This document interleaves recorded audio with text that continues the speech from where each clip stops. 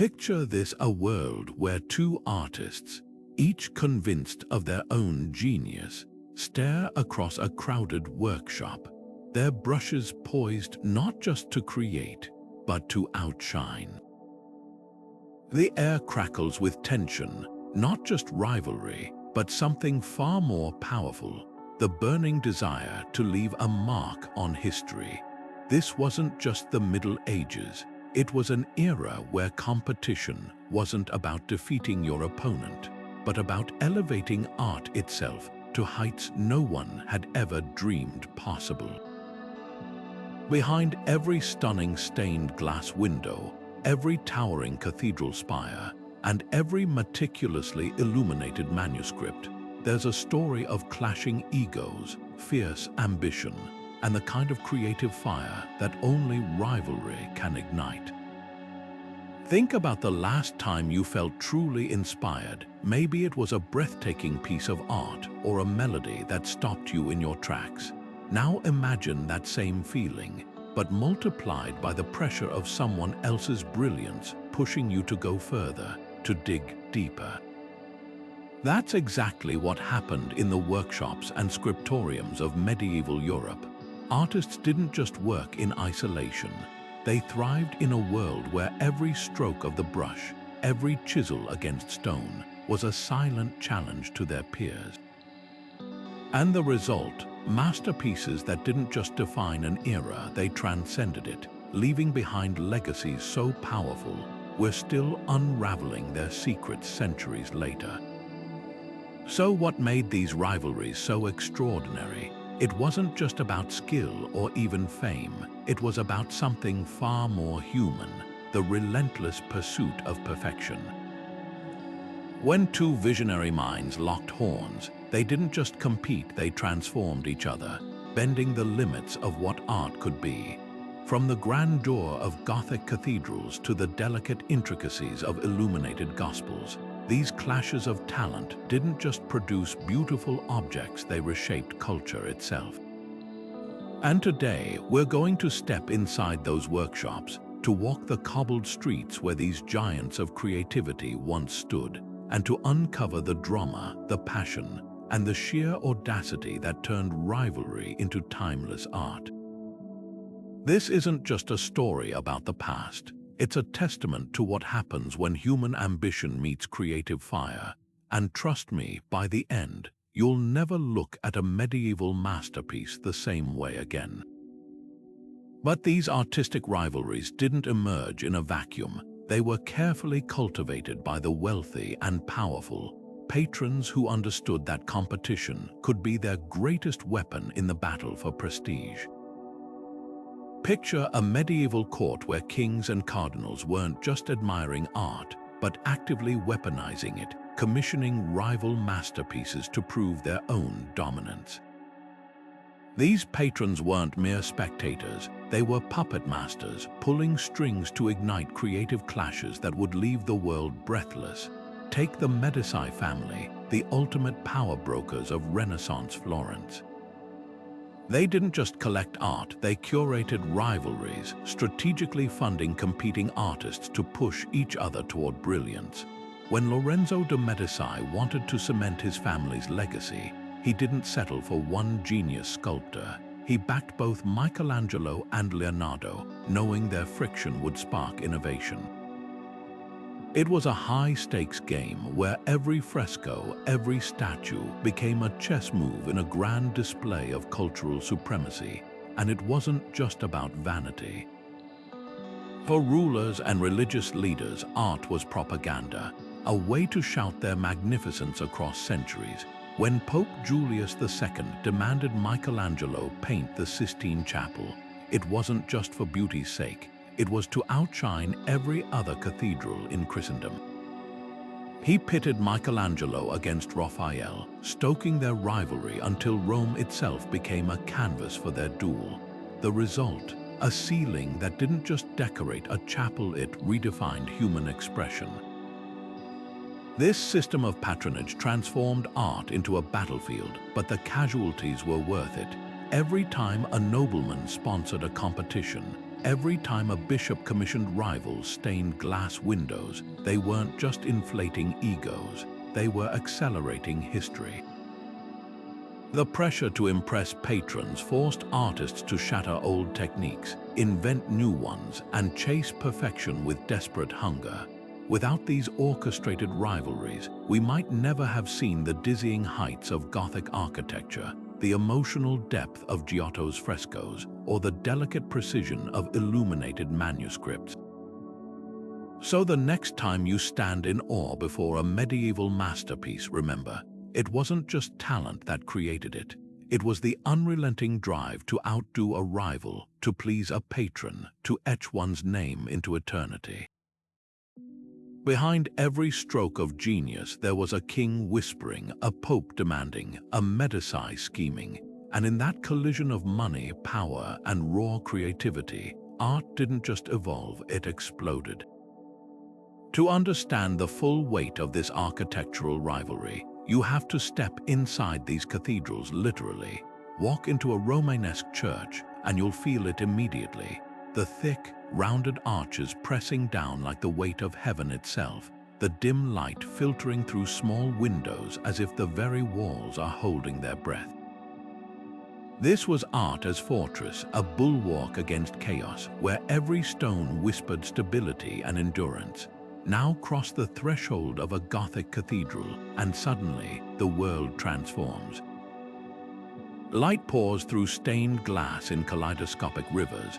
Vaulted ceilings stretch so high they seem to dissolve into the sky, and those once heavy walls now feel impossibly delicate, as if the whole structure might float away.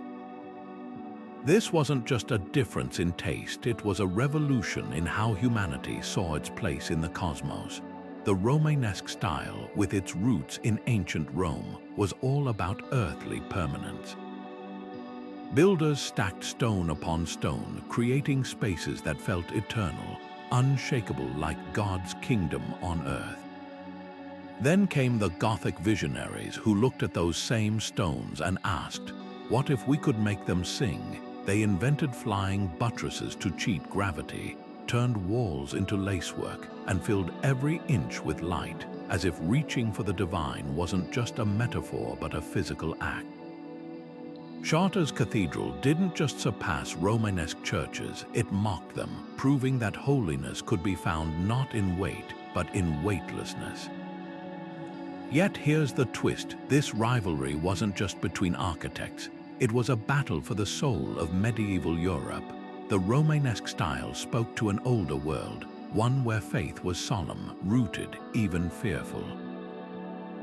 Gothic art, by contrast, was a declaration, a belief that divinity wasn't just above humanity, but within it, something to be grasped with both hands. And the proof, look at the faces carved into Gothic cathedrals. Saints no longer rigid icons, but figures caught mid-laugh, mid-prayer, as alive as the people gazing up at them. This was the real stakes of the competition, not just which style won commissions, but which vision of faith would define an era. And then there's the irony, these rival styles didn't destroy each other. They fed each other. Durham Cathedral, often called the Romanesque masterpiece, secretly borrowed Gothic innovations decades before the style took hold. Builders weren't purists, they were thieves, scavenging the best ideas from both camps. That's the untold story of medieval rivalry. It wasn't just conflict, but conversation. Every pointed arch in a Gothic nave owes something to the rounded Romanesque ones it replaced. Every stained glass window is a reply to the shadowy sanctuaries that came before. So the next time you see a cathedral, don't just admire it, read it. Those stones are arguing, debating, reaching across centuries to ask the same question: what does it mean to touch the divine? And in their rivalry, they gave us something far greater than a single answer. They gave us the very language of awe itself. Imagine a father and son, both sculptors, both visionaries, locked in a silent battle across chisels and marble, not out of hatred, but out of a shared, burning need to push art further than it had ever gone before. That was the world of Nicola and Giovanni Pisano, two names that didn't just define medieval sculpture, they reinvented it. Nicola, the father, carved his legacy into the pulpit of Pisa's baptistery, infusing stone with something radical for its time, raw, pulsing emotion. His figures weren't just saints and angels, they were alive, their faces twisted in grief, their bodies swaying with movement, as if the marble itself had learned to breathe. But then came Giovanni, his son, who looked at his father's masterpiece and thought, I can do better. In Siena's cathedral, he took everything Nicola had pioneered and cranked it to 11. His pulpit didn't just echo his father's style, it exploded it. The figures lunged, twisted, practically leaped off the stone, their robes billowing as if caught in a divine wind. Where Nicola's work whispered emotion, Giovanni's shouted it, turning biblical scenes into full-blooded drama. This wasn't just family rivalry, it was a seismic shift in how art could capture the human experience. Before the Pisanos, medieval sculpture often felt stiff, symbolic, more about ideas than flesh and blood. But these two, locked in their quiet duel, shattered those conventions. Nicola's Mary at the Nativity wasn't a serene icon.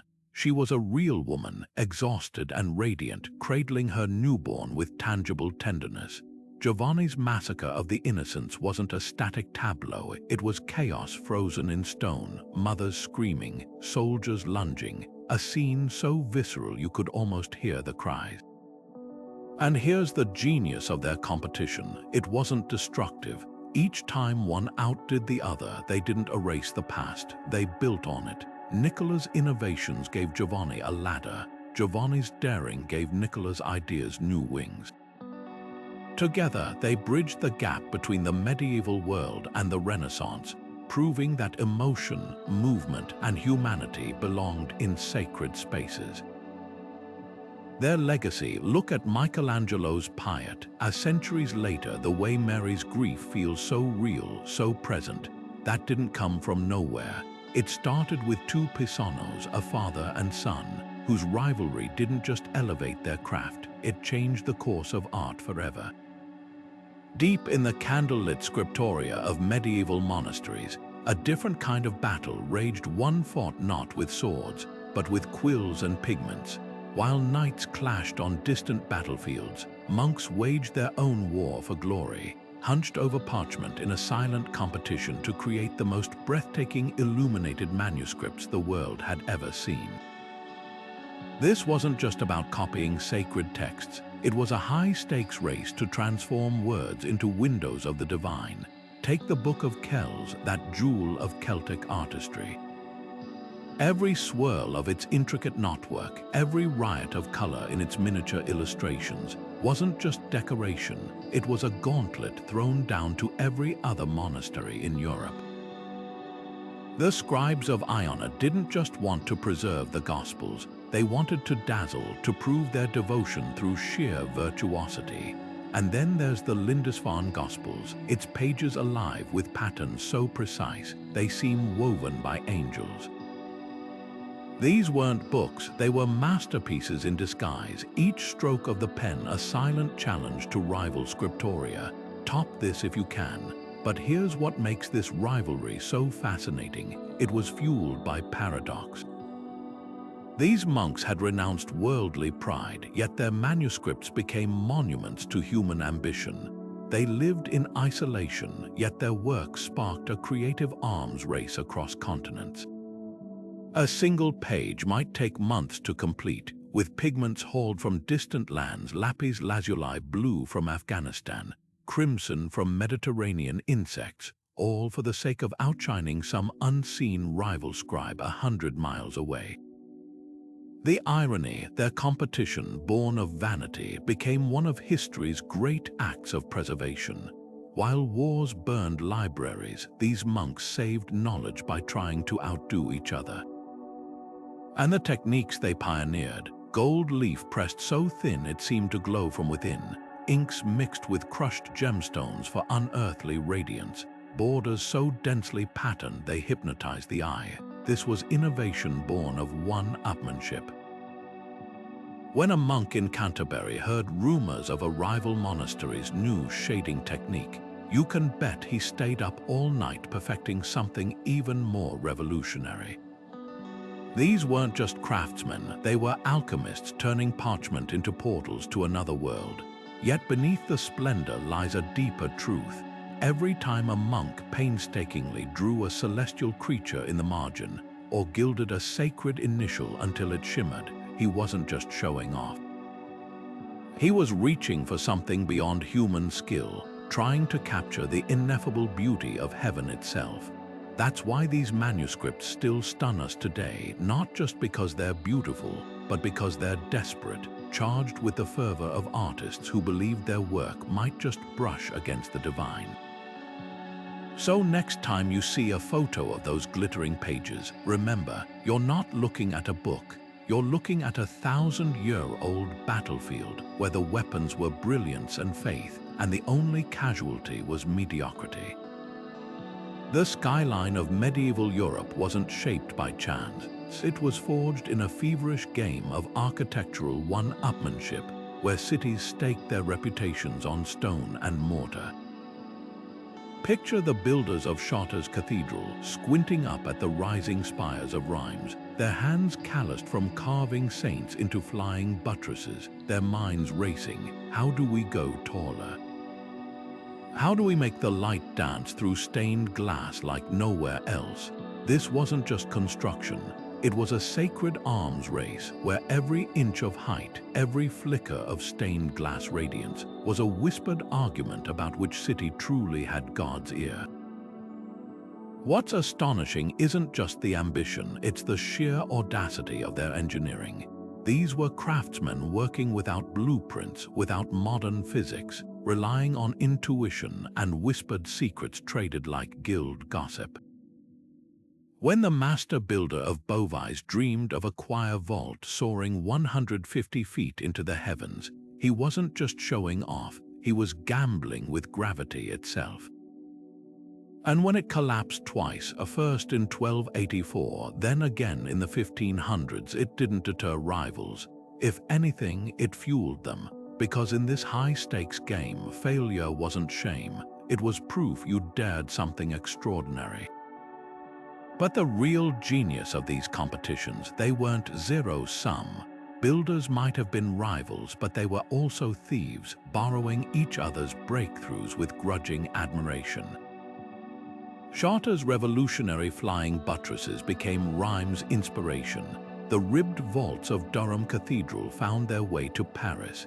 Even the humble mason's mark, a signature carved into stone, became a silent boast. My hand shaped this miracle. And through it all, the church watched, quietly stoking rivalries because they understood something profound. When cities competed to build the most breathtaking tribute to God, everyone won. The faithful got cathedrals that seemed to scrape the floor of heaven, and art leaped forward in bounds that would have taken centuries otherwise. Look closely at these structures today, and you'll spot the hidden language of their rivalry. The way Amiens Cathedral's labyrinth was designed to be walked on one's knees, a direct challenge to Chartres' own labyrinth, as if to say, our path to salvation is more arduous. The way Cologne's spires, unfinished for centuries, still dared to dream bigger than anyone thought possible. This wasn't vanity, it was theology in stone.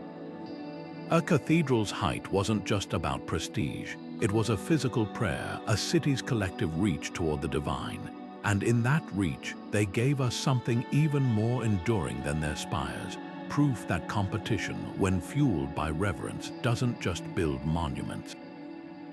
It touches the sublime. The story goes that one morning, Cimabue walked into his Florentine workshop and froze there. On the face of a freshly painted angel sat a fly so lifelike, so perfectly rendered, that he instinctively raised his hand to swat it away. Only then did he realize the truth. His young apprentice, Giotto, had fooled him with nothing but pigment and genius.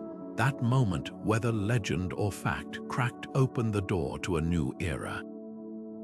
Here was Cimabue, the undisputed master of Byzantine art, his figures solemn, golden, floating in that timeless celestial haze, suddenly face to face with a brash talent who dared to make art breathe. What made their rivalry so explosive wasn't just skill. It was a collision of worlds. Cimabue's paintings were hymns to tradition, every gold leaf an elongated finger whispering of Constantinople's sacred legacy. His Madonnas weren't women, they were icons, untouchable as distant stars. Then came Giotto, who looked at those same holy subjects and saw something radical: people. When he painted the sorrow of Mary at the crucifixion, she didn't just pose gracefully, she grieved, her body crumpling under the weight of loss, her face raw with a mother's anguish. Where Cimabue's figures floated on gilded clouds, Giotto stood on solid ground, their robes heavy with real folds, their feet planted as if they might step right out of the fresco. The real drama, though, wasn't just in their styles, it was in their roles. Cimabue wasn't just Giotto's teacher, he was Florence's artistic gatekeeper, the man who decided what great art looked like. For him, breaking from Byzantine tradition wasn't just risky, it was sacrilege. Yet Giotto, this upstart from the countryside, didn't just tweak the rules, he burned them down. Take their competing Madonnas. Cimabue's Maesta in Santa Trinita is majestic, yes, but distant, her throne a geometric dreamscape. Giotto's Ognissanti Madonna, painted barely a decade later, feels shockingly alive. Her throne has depth, her baby squirms like a real child, and that blue cloak doesn't just symbolize holiness, it drapes with weight and shadow. But here's what history often misses. This feud wasn't one-sided. Cimabue, far from being a rigid traditionalist, was already nudging art toward realism himself. His later works show hints of dimensionality, a quiet rebellion against flatness. Some scholars argue Giotto didn't overthrow his master. He fulfilled him, taking Cimabue's whispered innovations and shouting them from the rooftops. That's the secret alchemy of their rivalry. It wasn't destruction, but evolution. Every time Giotto outdid Cimabue, he wasn't erasing the past, he was standing on its shoulders. The proof: look at Assisi's Basilica of San Francesco. Cimabue painted there first, his frescoes blending Byzantine grandeur with fleeting moments of naturalism. Then Giotto arrived, covering the walls with his Life of St. Francis cycle, scenes so vivid, they feel like windows into the saint's world.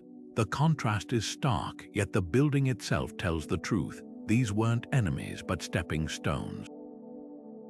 Without Cimabue's foundation, Giotto couldn't have leaped so far. By the time Cimabue died, the art world had tilted irreversibly. Giotto's revolution, his insistence that divinity could live in wrinkled brows and calloused hands, didn't just win.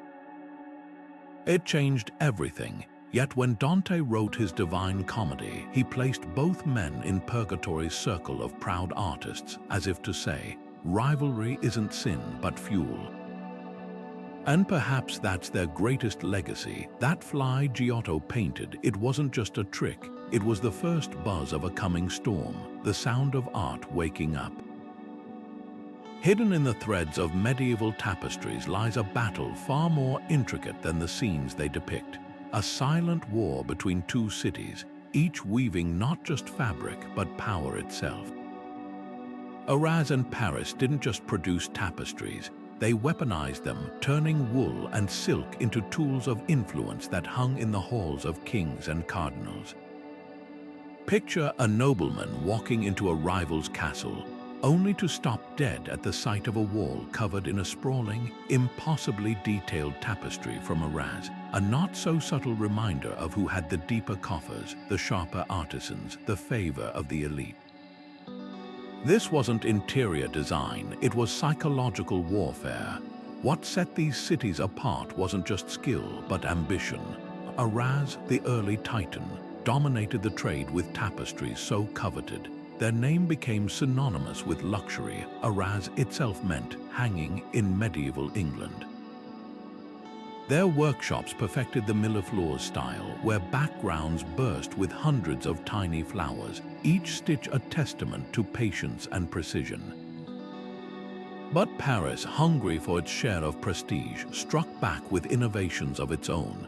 Imagine a weaver in a cramped Parisian atelier, squinting by candlelight as she experimented with silver-wrapped threads, creating scenes that didn't just glimmer. They dazzled, catching the light like stained glass.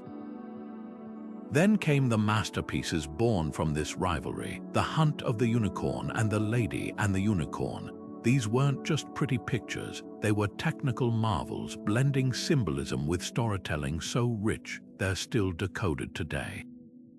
The unicorn, that mythical beast, became the ultimate canvas for competition. In Arras's hands, it was a symbol of courtly love, ensnared in gardens bursting with life. Paris's response, a unicorn tamed by a woman's gaze, woven with such depth, the flowers seemed to scent the air. Each series was a flex, proof that their city's artisans could spin allegory into gold. But the real stroke of genius, these tapestries were propaganda in disguise. A noble commissioning The Lady and the Unicorn wasn't just buying art, he was buying legitimacy, aligning himself with themes of purity and power. Kings used them as diplomatic gifts, knowing a tapestry from Paris or Arras could whisper influence far louder than any treaty. And the weavers, they became the era's rock stars, their secrets guarded like state secrets, their innovations driving demand higher with every breakthrough. What's astonishing is how this rivalry pushed the craft to dizzying heights. Arras's weavers developed new dye techniques, achieving blues so vivid they put the sky to shame. Paris countered with perspective tricks borrowed from painters, making scenes leap off the fabric. By the time the dust settled, tapestries had evolved from mere wall coverings to narrative epics, their threads spinning tales of faith, politics, and human desire. So the next time you see a medieval tapestry in a museum, don't just admire the craftsmanship, look closer. Those threads aren't just wool and silk, they're the echoes of a centuries-old duel, where every knot was a challenge, every color a boast, and every masterpiece a declaration. Our city, our art, our legacy. And in that contest, they didn't just adorn walls, they wove the very fabric of history. In the flickering candlelight of medieval churches, where pilgrims knelt in hushed reverence, the true battle for glory wasn't just fought in sermons, it shimmered on the altars themselves. Goldsmiths from Limoges and Cologne weren't merely crafting chalices and reliquaries, they were waging a silent war, their weapons not swords but molten metal and powdered glass, their battlefield the very vessels meant to hold the divine. Imagine a bishop unwrapping a newly arrived reliquary, its surface ablaze with enameled saints, its filigree so fine it seemed spun by celestial spiders. This wasn't just a holy object. It was a message, a brazen declaration that one city's artisans could outshine all others in the service of God. Limoges struck first, its workshops mastering the art of champlevé enamel, carving troughs into copper, filling them with vibrant glass pastes, then firing them until the colors fused into jewel-like brilliance. Their reliquaries became legend, triptychs glowing with ruby-red martyrs, cobalt-blue Madonnas, emerald-green apostles, each piece a tiny stained glass window rendered in metal. But Cologne's craftsmen, refusing to be outdone, countered with filigree so intricate it defied belief. They twisted gold wire into lacework thinner than a spider's web, soldering it around gemstones with a precision that made their chalices seem less made than grown, as if nature itself had conspired to create them. The relics inside these treasures, bones of saints, fragments of the true cross, were sacred, yes, but the containers, those were advertisements. When the Abbey of Saint Denis displayed a Limoges enamel reliquary beside one from Cologne, It wasn't just showcasing piety, it was curating a clash of artistic titans, letting visitors judge which city's hands were more blessed by skill. And the stakes: a single commission could elevate a workshop's reputation across Christendom, securing decades of patronage. That's why these artisans risked everything, melting down family silver for purer alloys, smuggling Byzantine enameling secrets through Venetian traders, even poisoning rival apprentices, or so the darker rumors claimed. What's astonishing isn't just their rivalry, but how it transformed the objects themselves. A Cologne goldsmith, desperate to surpass Limoges' colors, stumbled upon a way to layer translucent enamels, creating depths of hue that mimicked stained glass. Limoges retaliated by embedding pearls into their designs, so that light didn't just reflect off the surface, it danced, catching each iridescent curve. Even the shapes evolved. Reliquaries morphed from simple boxes into miniature cathedrals, their spires echoing the very buildings they adorned, as if to say, our craft is architecture in miniature. Yet beneath the opulence lay a deeper tension. These weren't just pretty things, they were theological arguments in metal. A Cologne chalice with its dizzying filigree whispered that divinity was found in the imperceptibly small, the painstakingly detailed. A Limoges triptych, blazing with color, shouted that faith was radiance, something to be seen and felt. And the church, ever the shrewd patron, encouraged this competition, knowing that each masterpiece didn't just glorify God, it filled their coffers with pilgrim gold. So the next time you see a medieval reliquary in a museum, don't just glance at its glitter, lean closer. Those enamel cracks, they're the scars of 1,000 heated rivalries. That missing gem, maybe a rival's envy pried it loose, because these objects aren't just relics of the past, they're frozen battles, where the only casualties were mediocrity and the winners, well, they're still dazzling us centuries later. Walk into the Basilica of San Vitale in Ravenna, and the air itself seems to gild with light, every surface alive with mosaics so luminous, they don't just depict heaven, they become it. Tiny cubes of glass and gold catch the candlelight, transforming the walls into a shimmering tapestry of saints and emperors, their faces serene, their gestures weightless. This was Ravenna's genius, an art form that didn't just tell sacred stories, but dissolved the very boundary between earth and eternity, yet travel a few hundred miles to Venice's St. Mark's Basilica and the Mosaics tell a different tale, not quiet devotion, but drama. Here, gold still dazzles, but the figures leap with movement. Christ's resurrection isn't a static icon, but a whirlwind of angels and astonished soldiers. This was the clash of two visions, two cities, each convinced their way of capturing the divine was superior. The secret to Ravenna's mastery lay in its roots as Byzantium's western outpost. When artists fled the collapsing Roman Empire, they brought with them techniques honed in Constantinople's workshops, glass tesserae backed with gold leaf, layered to create an almost supernatural glow. But Ravenna's craftsmen didn't just copy, they refined. Their mosaics whispered rather than shouted, using subtle shifts in color to make the Virgin's robe shift from blue to violet as you walked past, as if woven from twilight itself. The figures floated against their golden backgrounds, untethered by gravity, their eyes wide with a stillness that felt less like paint and more like prayer made visible. Venice, ever the showman, took those same Byzantine techniques and injected them with adrenaline. St. Mark's mosaics weren't content with ethereal calm, they wanted to astonish.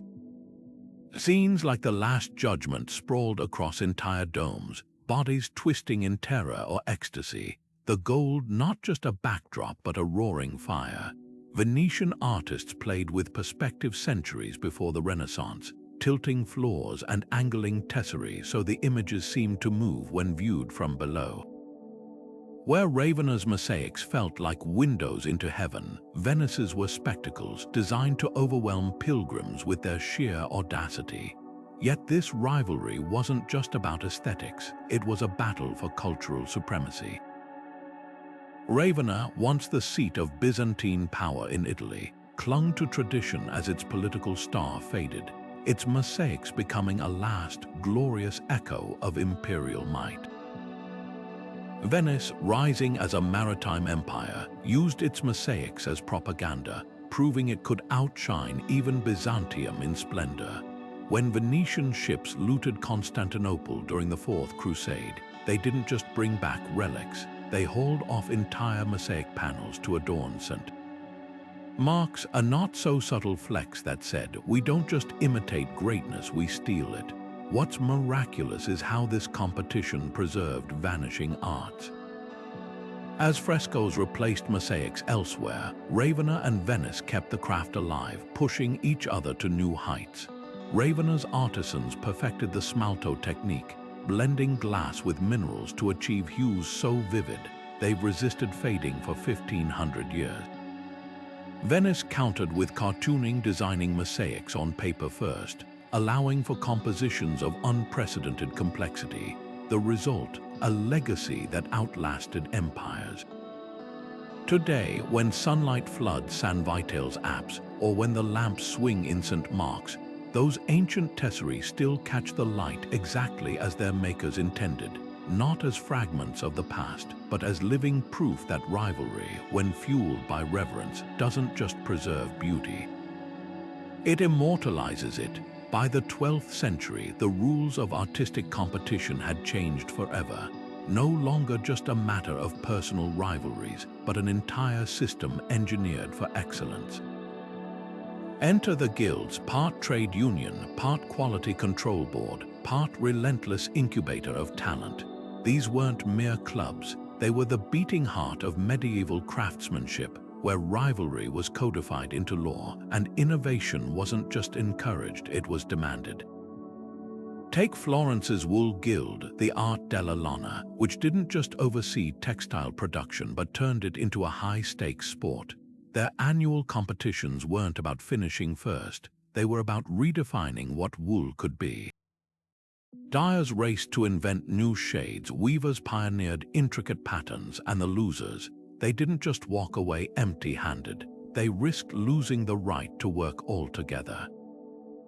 Yet Strasbourg's stonemasons' guild took this further, transforming rivalry into something sacred.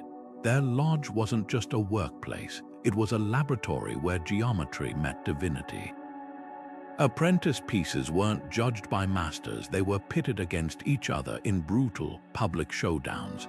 A single misaligned keystone could end a career, but the mason who carved a flawless vault rib, his design might crown the next cathedral. What's fascinating is how these guilds balanced cutthroat competition with collective pride. A Strasbourg mason might spend years besting his rivals, but when their combined work lifted the Strasbourg Cathedral spire, the tallest in Europe, it wasn't individual names celebrated.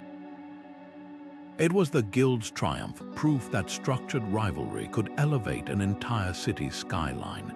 The genius of the guild system lay in its contradictions. On one hand, they were fiercely protectionist foreign artisans often faced steep barriers to entry, yet within their walls competition raged unchecked. Florence's Art di Calamola, the cloth finishers' guild, hosted blind judged contests where only skill mattered. The winner's masterpiece became the new standard, his techniques disseminated guild-wide. This wasn't just about winning, it was about progress. Even the punishments reflected this ethos. A painter caught using subpar pigments in Siena's guild might be fined, but the fine wasn't pocketed, it funded apprenticeships, ensuring the next generation could surpass their teachers. And then there were the secrets. Guilds guarded their techniques like state secrets, yet rivalries forced those secrets to evolve. When Ghent's Painters Guild learned Bruges had perfected oil-based varnishes, they didn't steal the recipe, they raced to invent something better. The result, glazes so translucent they made saints' robes seem woven from light itself. This wasn't just competition, it was alchemy turning envy into gold. But perhaps the guild's greatest legacy was how they democratized genius. Before them, artistic rivalry was the privilege of masters like Giotto or the Pisani. Guilds made it systemic. A lowly apprentice in Cologne's goldsmith guild could rise through sheer skill, his work judged not by birth but by brilliance. The catch, he'd spend his life fending off rivals just as hungry. That tension between collective uplift and individual glory didn't just shape medieval art. It built the very idea of professional excellence, proving that when competition is structured not to crush but to create, the results can outlast centuries. In the candlelit courts of medieval Europe, where knights jousted for honor, another kind of duel unfolded. One fought not with lances but with lyrics.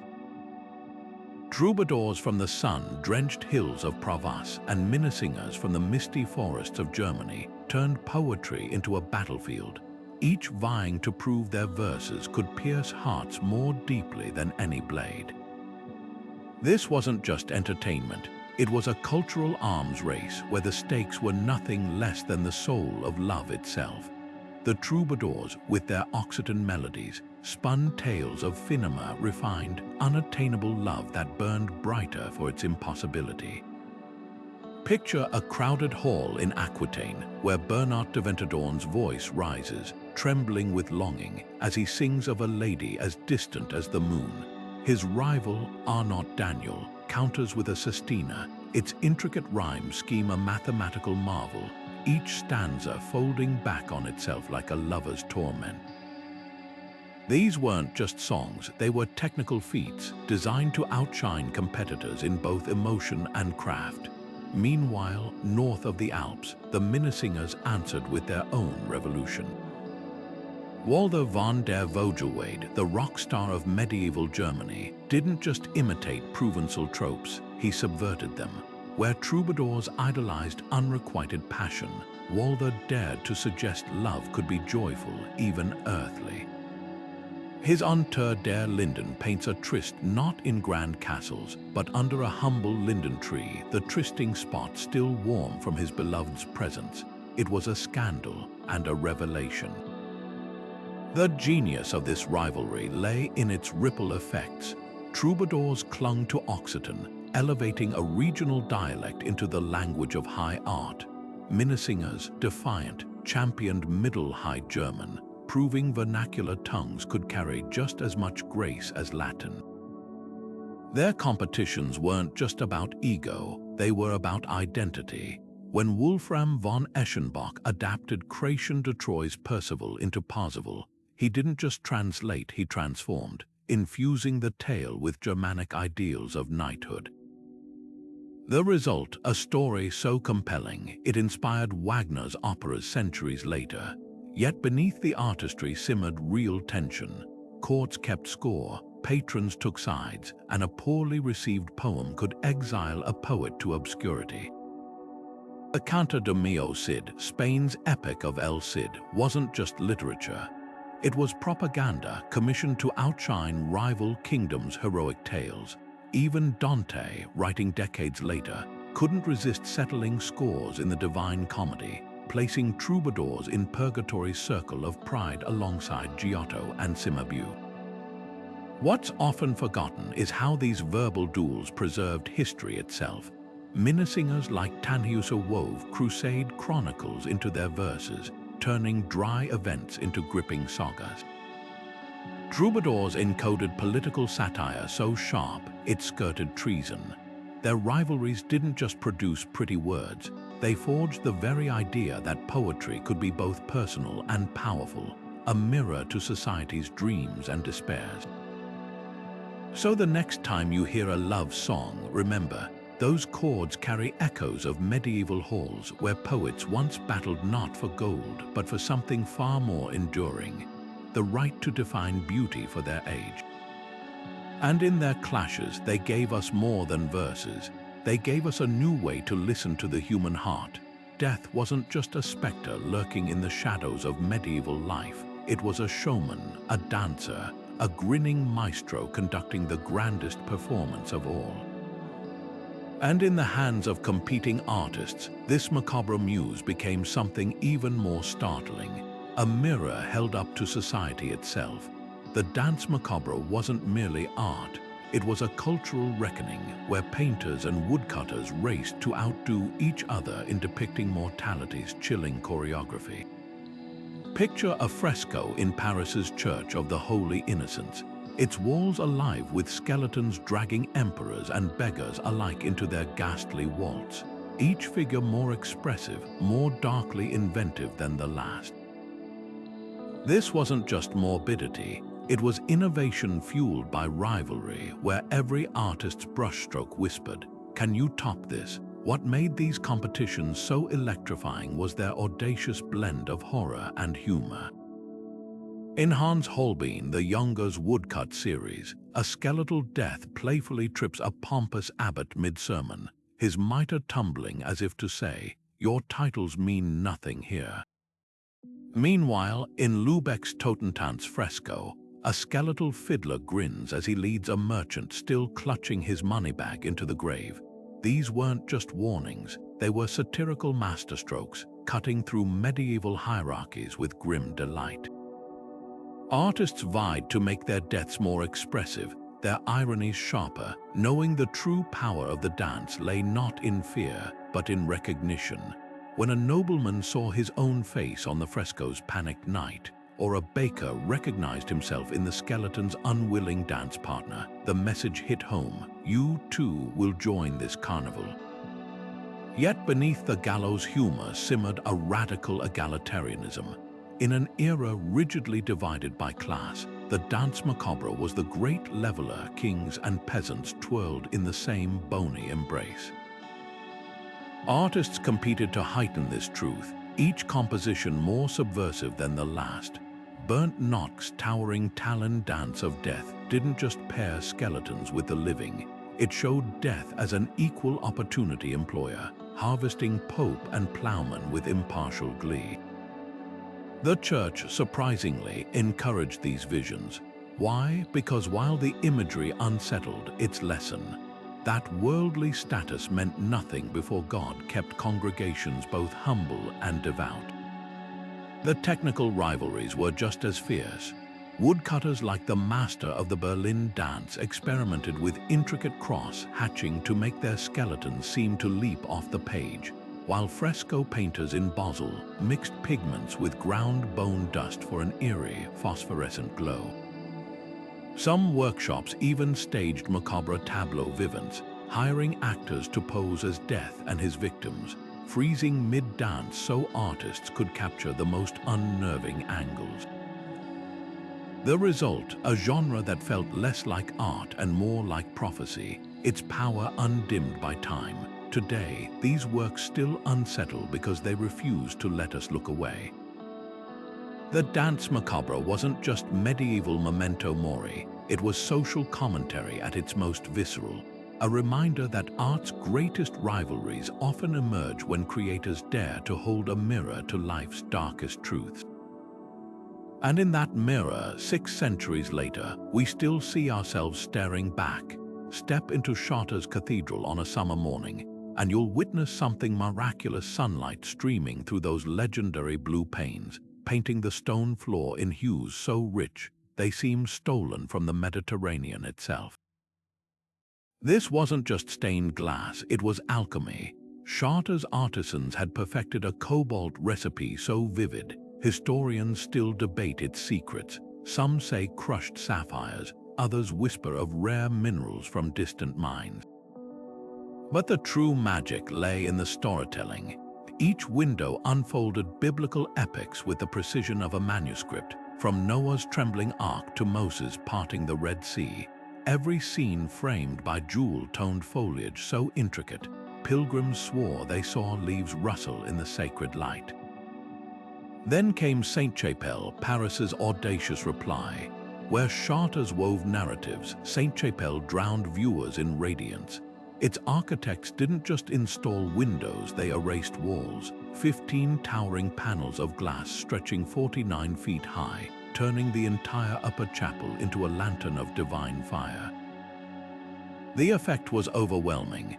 Unlike Chartres' deep, contemplative blues, St. Chapel's glass shimmered with rubies, emeralds, and gold, casting prismatic rainbows that danced across the floor like celestial confetti. Here, the stories weren't just told. They exploded: apostles bathed in crimson, angels haloed in gold, the Passion rendered in such visceral detail. Worshippers felt the weight of the cross. The rivalry between these two sanctuaries wasn't just about beauty. It was a high-stakes engineering duel. Chartres glassmakers pioneered grisaille, a monochrome technique that let them etch delicate details into the glass itself, like scribes illuminating parchment. St. Chapel's craftsmen countered with silver stain, a revolutionary method that painted sunlight itself, turning clear glass into liquid gold with a single brushstroke. Each innovation wasn't just technical, it was theological. Chartres' windows, with their layered symbolism, invited quiet contemplation, a visual Bible for the illiterate. St. Chapel's brilliance, by contrast, was a sensory bombardment, designed to mimic the overwhelming glory of heaven. Yet beneath the spectacle lay a deeper competition: who could best harness light as a metaphor for divine presence. Chartres answered with the famous Belle Verrière, its Virgin Mary swathed in a blue so profound, it seemed to pull viewers into the infinite. St. Chapel fired back with the rose window, a 42-foot mandala of light where every petal spiraled toward Christ, as if the cosmos itself revolved around him. Pilgrims flocked to both, but their reactions betrayed the divide. At Chartres, they knelt in hushed awe. At St. Chapel, they gasped, shielding their eyes as if unprepared for such radiance. The irony: these rivals needed each other. Chartres' mastery of narrative depth influenced St. Chapel's later scenes, while St. Chapel's technical daring pushed Chartres' restorers to new heights. Even their flaws spoke volumes. When Chartres' glass darkened over centuries, it gained a solemn gravitas.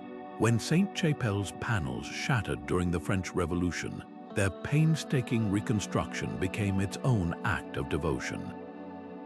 Today, standing in either space, you're not just seeing medieval art, you're witnessing the moment glass stopped being a window and became a portal. In the shadowy workshops of 15th century Europe, where parchment crackled under berrins and ink stained fingertips black, two artists waged a war of lines, not with swords, but with the delicate precision of engraving tools. We know them only by the traces they left behind. The master of the playing cards, whose intricate decks transformed gambling trifles into miniature masterpieces, and the master of the housebook, whose sketches pulsed with a raw, almost modern energy. Their names may be lost to history, but their rivalry burns bright in every stroke of their surviving works, a silent conversation across vellum that would reshape art itself. The master of the playing cards worked with a jeweler's precision, his engravings so finely detailed that kings and knaves seemed to breathe on the parchment. His figure stood stiffly at first, echoing the formal poses of illuminated manuscripts, but as his craft evolved, so did their lifelike grace. Aces blossomed with floral borders so intricate, they rivaled stained glass windows in complexity. Yet for all his skill, he clung to tradition until the housebook master crashed onto the scene. This mysterious rival didn't just engrave, he drew with his berrin, capturing washerwomen mid-laugh and knights tumbling from horses with a spontaneity that felt ripped from daily life. Where the playing cards master polished every line to perfection, the housebook master left scratches and cross-hatches visible, as if to say, art isn't about hiding the hand, it's about revealing the soul. Their technical duel pushed engraving into uncharted territory. The playing cards master pioneered parallel hatching, using closely spaced lines to create shadows so smooth they mimicked brush strokes. Not to be outdone, the housebook master invented dotted ground technique, stippling backgrounds to make his figures leap forward with startling depth. Each innovation wasn't just about one-upping the other, it was about redefining what a print could do. Suddenly, paper wasn't just for copying paintings, it was a medium with its own language, its own power. What's astonishing is how their anonymous rivalry rippled across centuries. When young Albrecht Dürer studied their prints decades later, he didn't just copy their techniques, he fused them. From the playing cards master, he learned discipline. From the housebook master, he took wildness. The result, woodcuts like the Apocalypse that married precision with apocalyptic fury, prints so revolutionary, they'd make both masters proud. Even their materials whispered of competition. The housebook master's dry-point engravings, scratched directly into copper, traded durability for immediacy, while the playing cards master's meticulous Baron work ensured his decks survived centuries of shuffling hands. Yet perhaps their greatest legacy lies in their anonymity. Unlike the Medici-sponsored stars of Florence, these masters battled without signatures. Their pride invested not in fame, but in the craft itself. Every time a modern artist layers cross-hatching to build form, or lets a sketch retain its raw energy, they're channeling this forgotten dual proof that the fiercest rivalries aren't always the loudest. Sometimes they're etched in silence, waiting for the right eye to read them. The grandest arms race of the Middle Ages wasn't fought with steel. It was waged with pipes and voices, where cities vied to out-sing and out-build each other in a contest of sacred sound. Picture the scene. Two master organ builders crouched inside towering wooden cases, one tweaking reed pipes to mimic celestial trumpets, the other adjusting flute pipes for whispers so pure they could crack a sinner's heart. This wasn't craftsmanship, it was acoustic warfare, with cathedrals as the battlegrounds and entire congregations as the judges. At Notre Dame, the choir master Léonin and his successor Pérotin didn't just compose hymns, they reinvented music itself. Their organum technique stacked melodies like stone vaults, letting a solo chant blossom into 4 intertwining voices. The effect was revolutionary. Where older chants had flowed in single streams, Notre Dame's polyphony crashed like cathedral waterfalls, dizzying listeners with harmonies no one had dared imagine. But across the Channel, Salisbury Cathedral fired back with the Sarum chant, its English choristers perfecting a clarity so piercing, it cut through Gothic naves like sunlight through stained glass. Where the French layered complexity, the English honed purity, their unison cadences resonating with a force that made even kings kneel. The organs became physical manifestations of this duel. In Halberstadt, craftsmen constructed an instrument with 18 bellows requiring 10 men to operate. Its lowest pipe groaned at a frequency felt more than heard, vibrating pews like divine thunder. Cologne responded with an organ boasting 2,000 pipes, its keyboard split to play contrasting harmonies simultaneously, a musical nod to the city's twin spires. These weren't just instruments, they were architectural feats, their carved cases dripping with saints and gargoyles as if to remind worshippers that music, too, could ascend to heaven. What's astonishing is how these rivalries birthed technologies we still use. The chest system, allowing different pipe groups to speak separately, emerged from builders racing to create more dynamic crescendos. Choir masters, desperate to outmaneuver rivals, invented early musical notation. Those squiggles on parchment weren't just marks, but battle plans for sonic dominance. Even the humble choir stall became a strategic tool. Winchester Cathedral arranged theirs in facing rows, turning antiphonal singing into a call and response duel that electrified the liturgy. Yet beneath the showmanship lay a deeper truth. When the Council of Trent later threatened to ban polyphony as distracting, it was Pellestrina's Missa Papi Marcelli, a masterpiece born from these very rivalries, that proved complex harmonies could still carry reverent clarity. Those medieval competitions didn't just give us pretty music, they forged a language of emotion that bridges centuries. So next time you hear a choir hit that perfect chord, remember you're hearing the echoes of a 1,000-year-old showdown, where the only casualties were silence and the ordinary. In the hands of a medieval painter, a lump of blue wasn't just pigment, it was power. Ultramarine, ground from lapis lazuli mined in the remote valleys of Afghanistan, cost more than its weight in gold.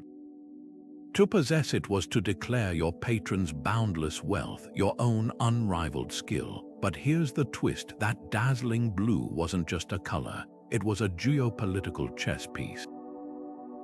Caravans hauled it along the Silk Road, merchants haggled over it in Venetian markets, and artists hoarded it like treasure, knowing a single misstep could ruin a fortune's worth of pigment. When Giotto painted the Scrovegni Chapel's celestial vaults, he didn't just dip his brush, he unleashed a cascade of crushed sapphire, each stroke a silent boast, look what my patron can afford. Yet across the Mediterranean, another color sparked even fiercer rivalries, Tyrian purple, extracted from the mucus of sea snails in a stinking, month-long process so vile, Roman emperors restricted its use to their own robes. By the Middle Ages, the secret of its production was nearly lost until Byzantine artists rediscovered it, turning their manuscripts into displays of imperial might. Picture a monk in Constantinople, painstakingly painting a gospel's borders with this legendary hue, knowing any rival monastery would seethe with envy at the sight. This wasn't just art, it was alchemy, turning mollusk slime into status. The scramble for these pigments didn't just fill palettes, it rewrote maps. Mines in Afghanistan became strategic assets, their lapis traded for European silver. The Venetian Republic, cunning middlemen of the pigment trade, grew fat on the markup. Even lead tin yellow, a humble-seeming pigment, became a guarded secret among Dutch masters. Its recipe so closely held that modern chemists still debate its exact composition. Workshops operated like spy networks, with apprentices sworn to silence under threat of exile. When Cennino Cennini penned his Il Libro dell'Arte, he included recipes for cheaper blues like azurite. But seasoned painters knew the truth. Only ultramarine could make the Virgin's robe shimmer like the sky at dusk. What's astonishing isn't just the lengths artists went to for these colors, it's how they transformed art itself. The scarcity of Tyrian purple forced illuminators to innovate, layering cheaper reds and blues to mimic its regal glow. The hunt for stable greens led to malachite's rise, its swirling patterns mimicking forest shadows, and when vermilion, a scarlet so vivid it seemed to bleed, arrived from Chinese cinnabar mines, it revolutionized religious art, turning martyrs' wounds into visceral sermons. Yet beneath the glamour lay a darker truth. These pigments were shackles as much as gifts. A painter who botched a commission with precious ultramarine might owe a lifetime of labor. The stench of Tyrian purple vats clung to dyers like a curse. Even the brilliant whites, ground from bleached bones, whispered of mortality.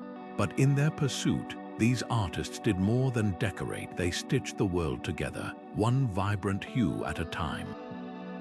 So next time you stand before a medieval masterpiece, look closer. Those colors aren't just pretty, they're the fingerprints of an empire, the sweat of 1,000 forgotten hands, the silent scream of a rivalry that shaped history itself. Behind the cloistered walls of medieval convents, where silence was supposed to reign supreme, two women turned their quills into weapons of divine rebellion. Hildegard of Bingen, the Sibyl of the Rhine, didn't just compose hymns, she channeled cosmic visions into illuminated manuscripts that burned with colors no convent had ever dared display.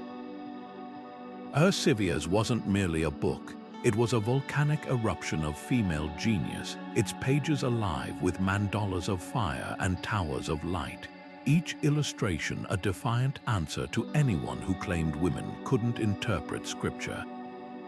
But 600 miles away, in the Alsatian Abbey of Hohenberg, Herad of Landsberg was assembling her own masterpiece, the Hortus Deliciarum, or Garden of Delights, a sprawling encyclopedia that fused theology, science, and art into a single radiant tapestry.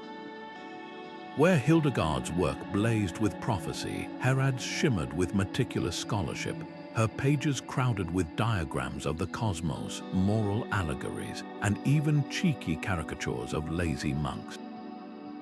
Their rivalry crackled across the parchment. Hildegard's illuminations pulsed with raw mysticism, her depiction of the universe as a cosmic egg, yolk glowing with divine light, shattered traditional iconography. Herad countered with precision, mapping the hierarchy of angels like a celestial spreadsheet, her marginalia filled with playful dragons and scholars mid-debate.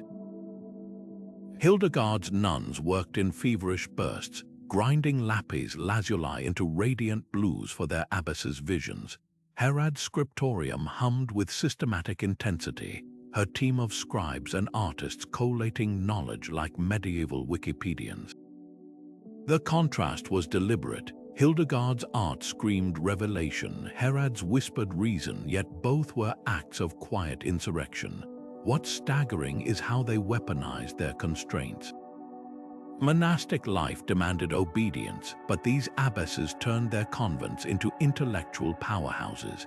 Hildegard's compositions, like the soaring Ordo Virtutum, the first known morality play, were sung by her nuns in voices so pure, visiting bishops wept. Herad, meanwhile, educated her sisters in everything from astronomy to zoology, her gardens serving as both textbook and manifesto.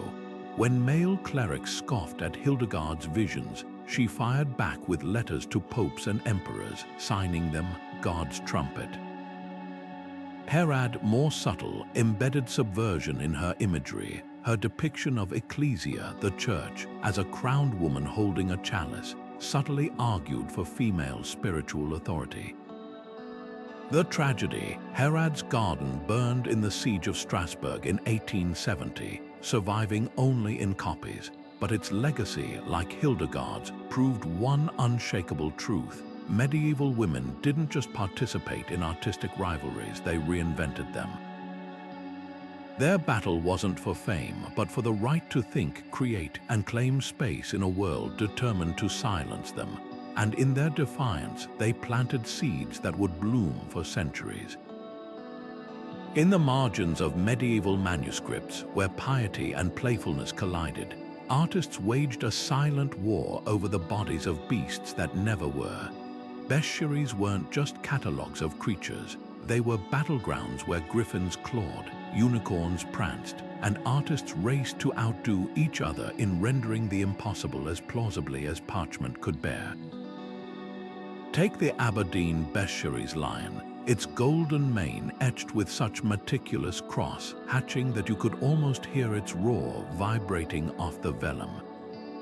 Then flip to the Bodley bestiary's version, where the same beast lounges with one paw raised, not just majestic but alive, its muscles taut under ink-shaded fur. This wasn't just copying, it was one-upmanship disguised as devotion, a contest to see who could make myth feel as real as the monk's own breath fogging the page. What's fascinating is how these rivalries blurred the lines between scripture and science. A bestiary's unicorn wasn't just a pretty fantasy, it was theology in hoof and horn, its purity symbolizing Christ. But artists, ever the subversives, couldn't resist pushing further. The Aberdeen scribe painted his unicorn with a shimmering, almost translucent horn, twisting like a narwhal tusk to hint at maritime marvels travelers might have glimpsed. The Bodley artist, refusing to be outdone, went full drama. His unicorn speared a hunter mid-lunge, blood blooming scarlet across the margin in a shock of vermilion.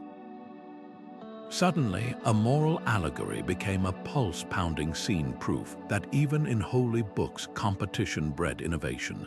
The real genius lay in the details.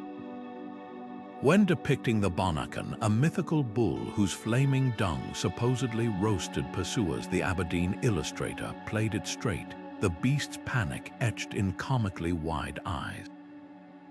The Bodley version, pure spectacle, dung arcs like a catapult's payload, the flames rendered in gold leaf so thick it must have cost a week's wages. These weren't just differences in style, they were arguments about art's purpose. Should creatures teach or thrill? The Aberdeen's artist seemed to whisper, observe and learn. The Bodleys thundered, gasp and believe. Yet for all their one-upmanship, these rival bestiaries shared a secret.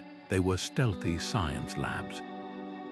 The more artists competed to make their dragon scales glisten or their phoenixes' rebirths visceral, the closer they crept to real zoology. A griffin's eagle claws in one manuscript might borrow from an imported falconer's manual. Another's whale, mistaken for an island, mirrored sailors' tall tales. Even errors spread like wildfire once one artist misread serpent as sea pig. A dozen imitators added bristly boars to their oceans. By the time the Renaissance dawned, bestiaries had faded, but their legacy hadn't. Durer's rhinoceros woodcut, though based on a sketch he'd never seen firsthand, owed its lifelike heft to those medieval playbooks of plausibility. So next time you see a fantasy creature in a movie or game, trace its lineage back to those Inkai battles where the real magic wasn't in the beasts, but in the hands that dared make them breathe. A knight's shield in the Middle Ages wasn't just protection, it was a billboard, a legal document, and a brazen declaration of status all rolled into one. Heraldic artists didn't just paint crests, they waged wars of symbolism where every stripe, beast, and fleur-de-lis carried the weight of dynastic ambition. Picture two noblemen jousting in a tournament. Their collision isn't just physical. Their shields, emblazoned with lions rampant and eagles displayed, are locked in a silent duel of design superiority, each proclaiming, "My lineage is more storied, my alliance is more powerful, my taste more refined." The rules of this game were strict but ingenious. Colors couldn't clash, no gold on white, no red on blue, forcing artists to innovate within constraints like modern graphic designers. The Plantagenet's 3 golden lions on crimson didn't just signify royalty, they became England's first corporate logo, instantly recognizable from battlefields to treaties. Meanwhile, the French monarchy's fleur-de-lis, originally a humble lily, evolved into an intricate floral latticework under competitive pressure, each petal more elaborate than the last as rival nobles tried and failed to mimic its sacred aura. What's astonishing is how heraldry's rivalries democratized design. When wealthy merchants, barred from noble symbols, invented their own crests with whimsical motifs like barrels or scissors, they sparked an arms race of middle-class branding. A German brewer's coat of arms featuring a foaming tankard might outshine his competitor's simple wheat sheaf, turning ale into aristocracy. Even cities joined in. Florence's red lily became so iconic, it inspired the Medici to adopt a similar design, blurring the line between civic pride and family hubris. The real masterstroke, heraldry's legacy in plain sight today. The Habsburgs' double-headed eagle survives in Albania's flag. Starbucks' siren logo owes her flowing hair to medieval mermaid crests. Every time a sports team's mascot roars from a jersey, it's channeling the same primal instinct that made a medieval knight insist his griffin look fiercer than his rivals. Because heraldry wasn't just about who you were, it was about who you dared to be. And in that daring, they invented visual storytelling itself. The cathedral clock wasn't just a timekeeper, it was the heartbeat of a city, and the clockmakers who built them were the unsung rock stars of medieval engineering. Picture the scene in 1488, when the citizens of Strasbourg first laid eyes on their new astronomical clock, its dials spinning with celestial precision, its mechanical rooster flapping its wings at high noon. This wasn't just ingenuity, it was theater, a brazen challenge hurled at every rival city. Match this if you can, and match they tried. Over in Prague, clockmaker Mikuláš of Kladno didn't just replicate Strasbourg's marvel, he weaponized it.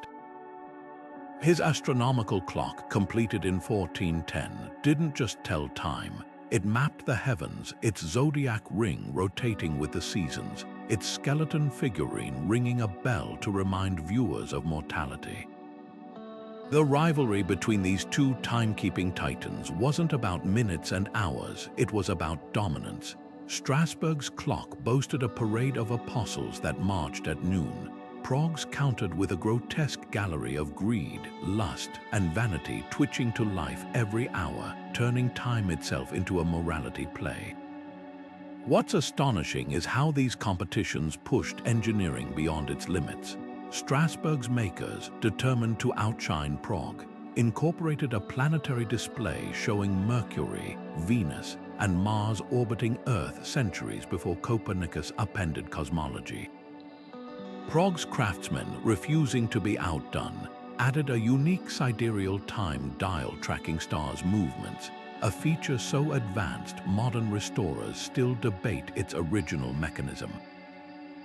These weren't just clocks, they were proto-computers, their gears grinding out not just hours but the very fabric of medieval understanding, the real stakes. Civic pride. A magnificent clock drew pilgrims, merchants, and scholars, transforming a town into a destination. When Lyon's clockmakers installed their own astronomical marvel in 1370, its Jacquemart automata hammering bells on the hour, it wasn't just functional. It was a middle finger to Burgundy's rival Dijon, whose simpler clock suddenly seemed provincial. Towns bankrupted themselves to fund these projects. Clockmakers became celebrities, their names etched into municipal records alongside kings and bishops. Yet beneath the spectacle lay a deeper irony. These clocks, designed to impose order, often broke down spectacularly. Strasbourg's original mechanism froze so often, locals joked it told time twice a day, when it struck noon and when the caretaker kicked it. Prague's clock survived fires, wars, and a Nazi bombing, its stubborn resilience a metaphor for the rivalry itself, imperfect, persistent, and utterly human. So the next time you check your phone for the time, remember, those digits owe a debt to medieval one-upmanship, to the day a clockmaker in Strasbourg looked at the stars and thought, why not build a machine that chases them? And in that chase, they didn't just measure time, they made it unforgettable. Tucked between the solemn Latin verses of prayer books and legal texts, hidden in the margins like court jesters at a royal feast, medieval scribes waged a secret war of irreverence, one fought with ink, imagination, and sheer audacity. The Luttrell Psalter, a 14th century English masterpiece, bursts with scenes so bizarre they'd make a modern cartoonist blush. Knights jousting snails, rabbits besieging castles, and monkeys dressed as doctors inspecting urine samples. These weren't just doodles, they were subversive one-upmanship, each marginalia a tiny gauntlet thrown down to rival scriptoria. You think you're grotesque shock. Watch this, an anonymous artist seems to whisper across the vellum, sketching a hybrid creature with a man's face and a rooster's body playing a fiddle with its tongue. But the Smithfield decretals took the game even further. This legal text of all places became a playground for an artist's darkest humor. Bishops with foxtails preaching to geese, devils stuffing sinners into sacks like overripe grain, and a particularly memorable scene of a bare-bottomed archer firing an arrow backward at his own rear. The genius lay in the contrast. While the main text dictated canon law in rigid black-letter script, the margins screamed with chaos, as if the scribe's ID had burst free after hours of disciplined copying. And here's the twist: these weren't acts of rebellion. Patrons paid for this mischief, commissioning marginalia to showcase their own wit and sophistication. A nobleman flipping open his psalter to reveal a particularly scandalous scene wasn't just sharing a joke. He was flexing his access to the most daring artists of the age. The competition reached its zenith in the bas de page, literally bottom of the page, scenes of luxury manuscripts. One artist might depict a fox preaching to chickens, a satire of corrupt clergy, only for a rival to counter with a donkey playing a harp, a dig at tone-deaf musicians. The more sacred the text, the wilder the margins became. In the Ormesby Psalter, a nun plucks a demon's nose like a harp string, while the Maastricht Hours features a knight fleeing from a giant snail with a human face. Scholars still debate whether these were inside jokes, social commentary, or pure creative delirium, but one thing's clear: these artists weren't just decorating pages. They were pushing boundaries, testing how far sacred space could stretch before it snapped. What's astonishing is how these doodles evolved into high art. The drolleries of the Gorleston Psalter, with their intricate hybrid creatures, demanded technical skill rivaling the illuminations they bordered. A particularly virtuosic margin in the Tameth Hours shows a monkey surgeon performing a tooth extraction. The patient's grimace rendered with such precision, you can almost hear his squeals. This wasn't child's play. It was a masterclass in miniature storytelling, where every squiggle carried the weight of a fresco. Yet beneath the laughter lay a deeper game. When a scribe drew a hare turning the tables to hunt a hound, or a fish wearing a monk's habit, they weren't just amusing sleepy readers. They were probing the medieval world's rigid hierarchies, holding up a carnival mirror to society's absurdities, all under the protective cloak of just a doodle. By the time printing presses made manuscripts obsolete, these marginal rebels had already proven their point. Art isn't just about devotion or grandeur. Sometimes it's about a snail winning the joust and the scribe who dared to dream it.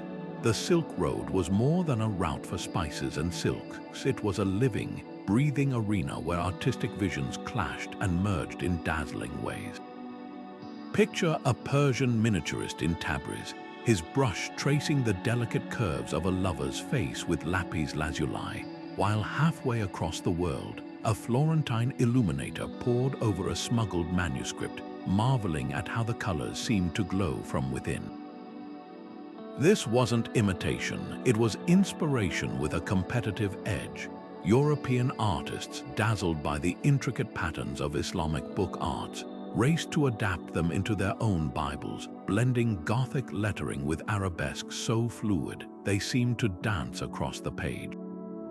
Meanwhile, Persian masters, hearing rumors of Italian experiments with perspective, began playing with depth in their own miniatures, not to copy but to surpass.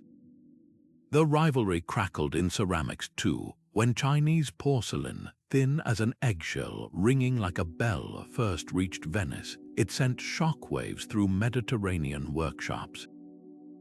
Potters in Deruta and Faenza, desperate to replicate its translucency, burned through fortunes testing clays and kiln temperatures, accidentally inventing majolica ware in the process.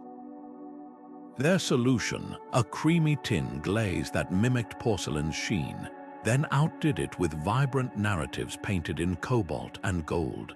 The Chinese fired back with Blanc de Chine, a milky white porcelain so pure, it made European attempts look clumsy, until Delft potters turned their limitations into strengths, covering earthenware with blue and white scenes so detailed they rivaled oil paintings. Even in textiles, competition fueled innovation. Byzantine silk weavers, guardians of the coveted Samite technique, watched in alarm as Persian taffeta lighter, brighter, and woven with gold-wrapped threads flooded imperial markets. Their response, the Opus Anglicanum of England, embroideries so finely stitched, they shimmered like liquid metal. This wasn't just trade, it was a high-stakes game of artistic one-upmanship, where each culture's strengths pushed the others to reinvent themselves. Yet the true magic lay in the exchanges no ledger could record. A Chinese landscape painter, glimpsing the distant Alps in a traveler's sketch, might soften his mountains with mist in a nod to foreign horizons. A German woodcarver, inspired by the sinuous dragons of Mongol tapestries, would twist his own beasts into newfound dynamism. These weren't mere borrowings, they were conversations, arguments even, conducted in pigment and thread. And in that friction, something extraordinary happened. Art stopped being bound by borders. A Persian floral motif could bloom on a French tapestry, while Italian chiaroscuro deepened the shadows in Mughal portraits. The lesson, a rivalry, when fueled by mutual respect, doesn't divide, it multiplies. The Silk Road's greatest legacy wasn't the goods it moved, but the ideas it set loose, proving that competition could be the truest form of collaboration. And in those exchanges, East and West didn't just meet, they remade each other. The rivalries that crackled through medieval workshops didn't fade with the last Gothic spire. They ignited a fire that still burns in the heart of creativity today. Fast forward to Florence in the early 1500s, where Michelangelo and Leonardo da Vinci circled each other like titans, their rivalry so charged, the city itself became their battleground. When the Signoria commissioned frescoes for the Palazzo Vecchio's Hall of 500, it wasn't just a job, it was a showdown. Leonardo's Battle of Anghiari throbbed with chaotic motion, horses rearing in a whirlwind of fury, while Michelangelo's Battle of Cassina flexed with muscular intensity, soldiers caught mid-action like sculpted thunder. Neither mural was finished, yet their fragments alone reshaped art history. Sound familiar? It's the same script from the Pisano's stone carving duel or the stained glass wars of Chartres and Saint-Chapelle. Only the names had changed. Jump ahead to the 19th century, and the stakes shifted from cathedral scaffolds to smoky Parisian salons. The Impressionists didn't just rebel against the Academy, they weaponized rivalry. Monet and Manet, Degas and Cézanne, each brushstroke was a provocation, a dare to see the world differently. When Monet painted Impression, Sunrise, critics sneered at its hazy spontaneity, but that was the point. Like the housebook master's rough-edged engravings or the Pisani's emotive sculptures, Impressionism thrived on breaking rules, proving once again that competition doesn't just refine tradition, it shatters it. Even the cutthroat auctions of today's art market echo medieval patronage wars. Jeff Koons' Rabbit didn't just break records at $91 million. It declared victory in a centuries-old game of one-upmanship, where value isn't just in the object, but in the cultural arms race it represents. Banksy's Shredded Girl with Balloon, a stunt straight out of the Marginalia playbook, where shock and spectacle are the ultimate currency. Yet the deepest legacy lies in how these rivalries democratized genius. The medieval guild system's meritocracy, where a lowly apprentice could rise by outcarving his master, mirrors today's digital creators battling for viral supremacy. TikTok duets, YouTube remix culture, even architectural showdowns like Dubai's Burj Khalifa taunting New York's skyline all trace back to that primal urge. Can you top this?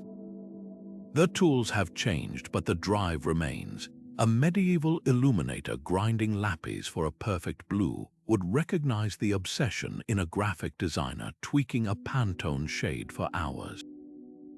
So the next time you scroll through Instagram or stand awestruck in a museum, remember, those flashes of brilliance aren't accidents. They're the latest moves in a game started 1,000 years ago, where rivalry isn't the enemy of art, it's the spark that keeps it alive. And somewhere, a medieval master is smiling, knowing their greatest masterpiece wasn't a painting or a sculpture, but the endless, glorious chase they set in motion.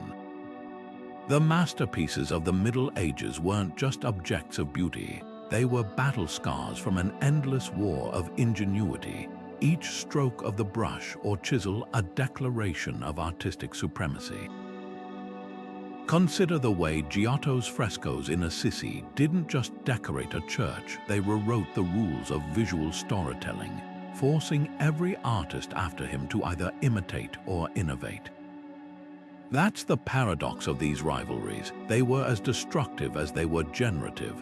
When Nicola Pisano carved his pulpit in Pisa's baptistery, he didn't just set a new standard, he issued a silent challenge to his own son Giovanni, who would later outdo him in Siena with figures so dynamic they seemed to tear free from the stone.